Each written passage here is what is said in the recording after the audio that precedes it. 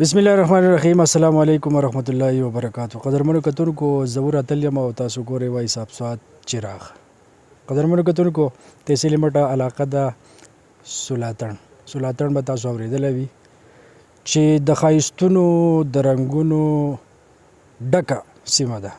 دلته کې سکون دی، آرام دی، خوشحالي ده او د نخترو شور دی، د اوبو نری نری آواز دی، چینی دي، چینوګانې دي، چنارونه دي او لوړ لوړ غرونه دي. که تاسو زما په شا باندې وګورئ د سپین زر غر موږ ته مخامخ ښکاري. راغلی وي جي د روډینګار ویلیج کونسل چیرمین سراج خان سره موجود دی. دوی زموږ ډېر زیات قدر وکړو، ډېر زیات میلمستیا وکړه. دا ډېر درانه او خواږه خلک دی. قدرمنو کتونکو د دوی سره به خبرې اترې کوو د دې سیمې حوالې سره چې زموږ سواد ډېر زیات ښکلی دی. بعضې ځایونه موږ نه دي کتلي او نه دي لیدلي، تاسو ته هم درښایو. سراج خان ډېره مننه چې تاسو وخت راکړو. مننه جي، الله مو ښه لره. څنګه له ښې صحت مو ښه دی جي؟ د الله شکر دی جي. راغلو جي په اولنی ځل سولاتن ته. دا ماحول چې موږ ولیدو نو یقین وکړه چې زموږ وجود، زموږ ذهن، زمونږ زړه چې دی هغه ته موږ لکه یو سکون یې موږ ته راوبخلو. ډېر د خوشحالۍ ځای دی، ډېر سکون ځای دی.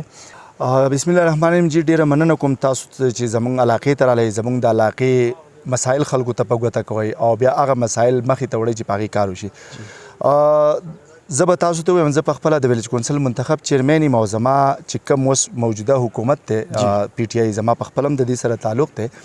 خو د بده مرغه چې کم تیر دور و دې کې موږ سره وزیر اعلی او وزیر صاحب او وفاقي وزیر و، هغه دور کې کارونه شوي وو. خو هغې نه بعد په د اینډ کې سیلاب راغی او زموږ روډونه وران شوي دي.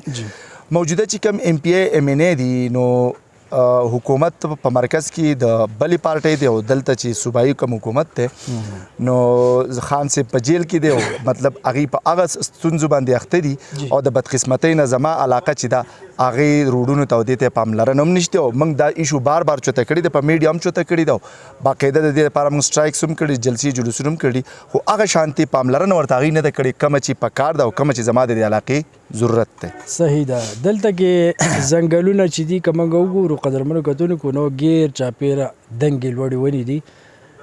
کټایي شوې ده یا دلته کې کټایي کېږي د ونو؟ یاره جي دا تاسو ډېره ښکلې او ښه خبره وکړه. کیمرامین تاسو دا سیټ تاسو ته وښودې دلته ډېره زیاته کټایي شوې ده او په هغې کې لاس چې دی د لوکل چې کوم ایریا دی د دې خلکو دی. بیا دې باندې موږ اګاهي مهم یو وچلو، هغې کې موږ دې خلکو ته دا اګاهي ورکړه یا سرکار ورکړه، د خلکو په خپل هم ده چې دې نه تکلیف جوړېږي. نو تاسو که دی خوا دا وګورئ که نه جي، نو دا یوه ونه په سوونو بچي د کال غورځوي، په زرونو بچي غورځوي. دا نوې نرسري زموږ روانه شوې ده. اوس دا خلک چې دي دا د دې ساتنه هم کوي او ګورمنټ هم په دې توجه ورکړې ده. انشاءالله نوې ځنګل زموږ شروع دی. کټ کولو ته یې نه پرېږدي، کټ کولو ته لوکل خلک هم نه پرېږدي، حکومت پې هم ډېر زور ورکوي. صحیح ده. دې ځنګلونو کې او په دې غرونو کې د کم قسم ونې بوټي چې دي دلته جي یو ډېر اهم ونې دي. دلته سرپ ورته ویلی کېږي، سرپ ورته ویلی کېږي. دا د آبادۍ چې کم دروازې جوړېږي یا فرنیچر جوړېږي په هغې کې ډېر زیات ښکلی لرګی دی او خوشبودار لرګی دی. دویم زموږ سره اچر دی، دا وچ سپور لرګی دی، دغه سرپ چې ول.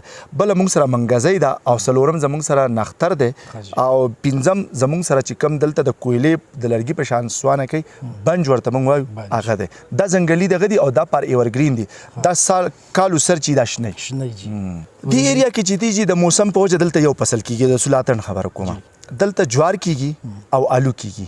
صحیح دا جوار آلو دا یو فصل کوي سیوا فصل ځکه نه کوي چې واوره کېږي ټایم ډېر زیات کم وي نو دلته زموږ سره جوار کېږي آلو کېږي بیا چې کوم تکړه خلک ته مطلب هغې په ټایم خپل دغه کوي نو سبزیانې هم دلته کېږي دې نه علاوه چې د بیا په لاندو کلي کې روډینګار دی کې زموږ سره مڼه ده شپږ قسم موږ سره لکه مڼه کېږي پای کې موږ سره فرانسۍ ده رایلګاله ده کینګ سټار ده سمریټ ده کشمیرۍ ده شنه مڼه ده شیشه مڼه ده دا موږ سره مڼه کېږي په ډرای فروټ کې موږ سره تور املوک دي او غوز دی او سره املوکان چې دي هغه هم خلک وچوي درمنو کتونکو دا زموږ سره د روډینګار ویلیج کونسل چیرمین صاحب چې تاسو سره خبرې اترې شریکې کړې ډېر ښایسته په زړه پورې ماحول لکه زه نور صفتونه د دې شروع کوم زما په خیال زه یم چې د علاقه د سیمه د نظره نشي د بل پروګرام پورې خپل ملګري زه وراتل ورکړئ اجازه تاسو چې چېرته هم یې ښاد اوسئ اباد اوسئ موږ په خپلو دعاګانو کې ضرور یاد ساتئ کور مو ودان د لوی الله په امان ډېره مهرباني